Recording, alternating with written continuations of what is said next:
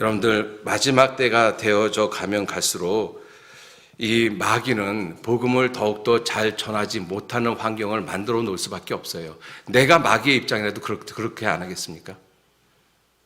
마지막 때가 가까웠을 때 복음을 활발하게 전할 수 있는 그런 환경을 만들어 놓을 것 같습니까? 마귀의 입장에서 생각해 보면 절대로 그렇지 않죠. 여러분들, 지금 우리가 살고 있는 이 시대를 놀랍게 이렇게 표현합니다. 코로나 시대라고 이야기를 해요. 코로나 시대. 여러분들, 불과 올 1월 달까지만 해도 코로나 시대라는 말은 들어보지도 않았었어요.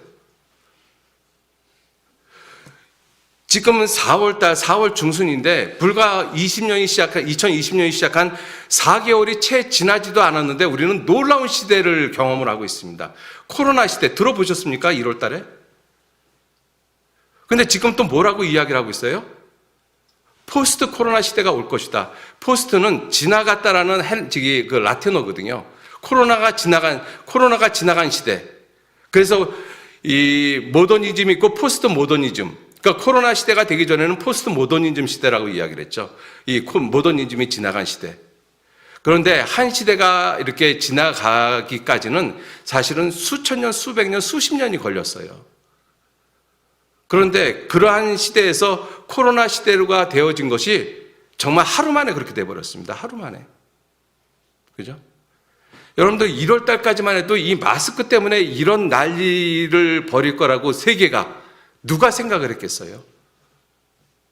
하루 동안에 무슨 일이 날는지 알지 못하느니라. 하루 동안에 무슨 일이 나는 시대에 살고 우리가 있습니다. 그것도 전 세계적으로, 동시다발적으로. 그죠? 그리고 지금 많은 세계 석학들이 코로나 시대는 반드시 지나간다.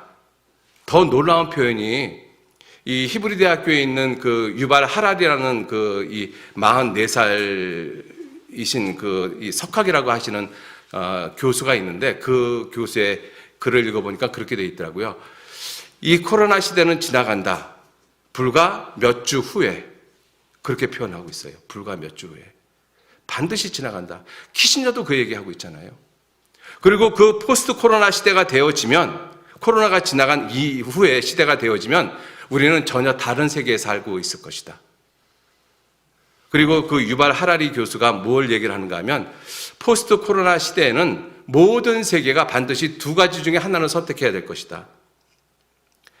그 선택해야 되는 것이 첫 번째, 시민의 권리, 사람의 권리를 갖다가 중요시할 것이냐 아니면 국가의 통제를 선택할 것이냐.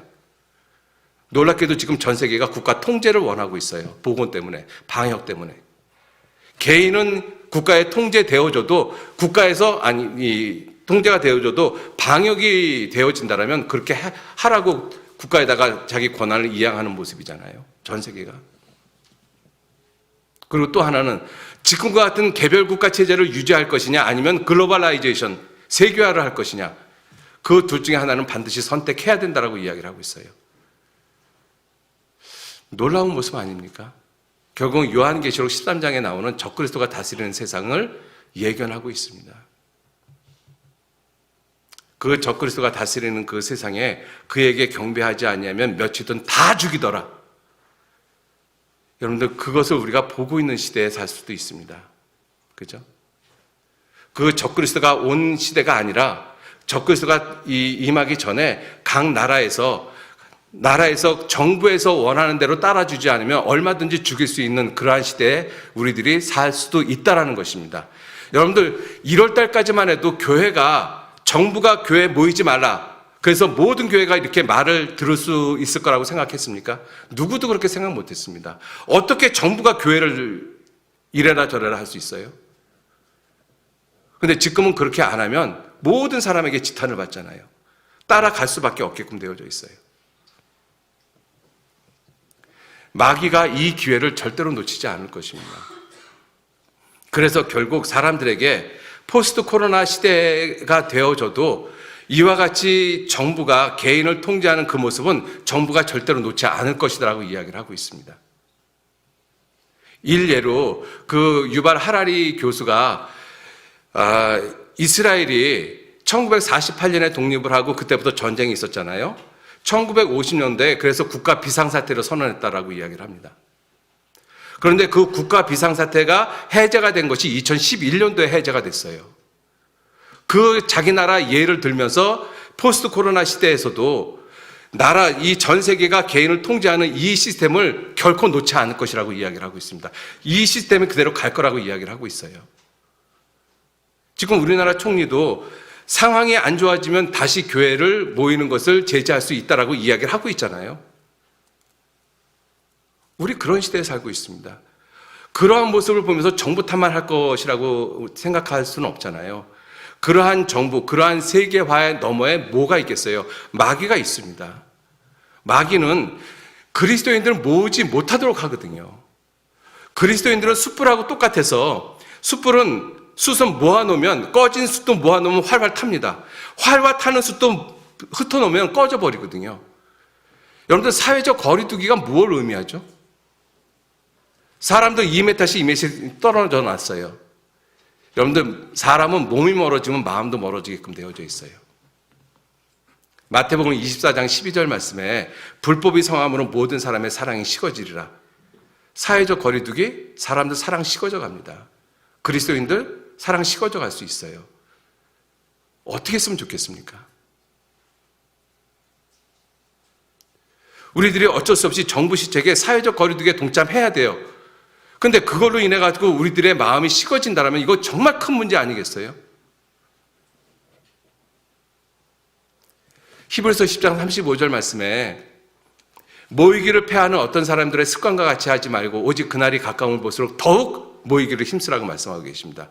그런데 마귀는 더욱 모이지 못하도록 만들어 놨잖아요. 사회적 거리두기 하라고 이야기하지 않습니까? 그래서 이렇게 띄엄띄엄 떨어져 앉아 있잖아요. 여러분들 이거 계속 갈 수도 있어요. 그러면 우리들이 이제 어떤 마음을 가져야 되겠어요?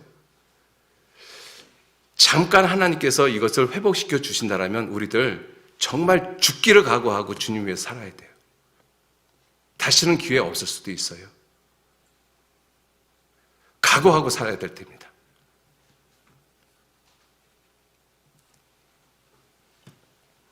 정말 무서운 시대에 살고 있거든요. 단지 이 코로나 이것으로 끝나는 것이 아니잖아요. 코로나 시대가 지나고 난 다음에 어떤 세계가 정말 올까?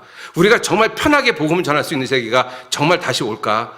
다시 온다라면, 하나님이 기회를 다시 준다라면 어떻게 살아야 되겠어요?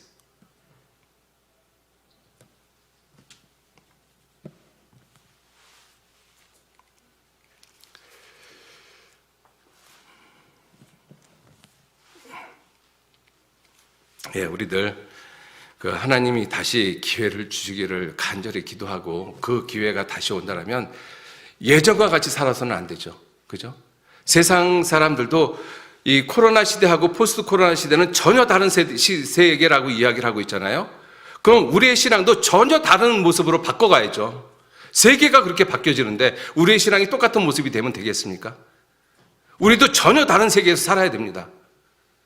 정말 다짐하고 죽기를 각오하고 어쩌면 죽을 수도 있다는 생각도 하셔야 되잖아요. 하나님이 우리에게 그러한 마음을 주실 거라고 생각을 합니다. 우리 모두 그러한 마음을 가지고 이 코로나 시대를 잘 이기고 정말 주님을 위해서 죽기까지 헌신하는 그러한 다짐을 하는 그러한 시간들이 모두에게 되어졌으면 좋겠습니다.